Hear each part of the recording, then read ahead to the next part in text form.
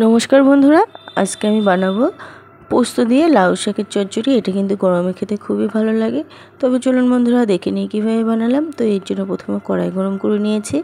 কড়াইয়ের মধ্যে দিয়ে দিলাম 2 টেবিল স্পুন মতন সর্ষের তেল। তেলটা গরম হয়ে গেছে। এরপর এর মধ্যে দিয়ে দিলাম হাফ চামচ পাঁচফোড়নটা একটু নাড়াচাড়া করে ভেজে নিলাম।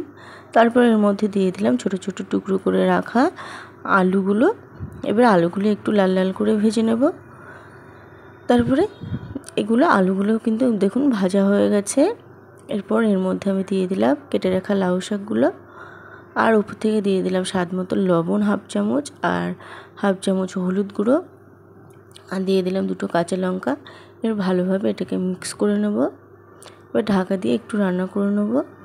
তো 2 মিনিট পরে দেখুন ঝোলটা কিন্তু একদম পাতাগুলো কিন্তু একদমই মজে গেছে। এরপর ডাঁটাগুলো সিদ্ধ হওয়ার জন্য অল্প একটু আমি জল অ্যাড করলাম, আরও 2 মিনিট মতন ফুটিয়ে নিলাম।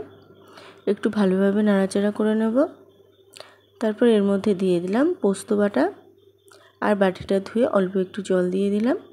এবার ভালো করে মিক্স করে নেব। এবার ঢাকা দিয়ে আরও কিছুক্ষণ রান্না করে নেব, 5 মিনিট মতন। তো কিছুক্ষণ পরে দেখুন ঝোলটা কিন্তু একদমই মজে এসছে।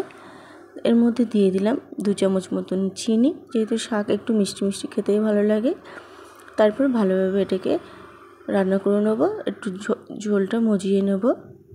তো বন্ধুরা রেডি হয়ে গেল লাউ শাকের রেসিপি। তো আজ এই পর্যন্তই, আবারও হাজির হব অন্য কোনো রেসিপির সাথে।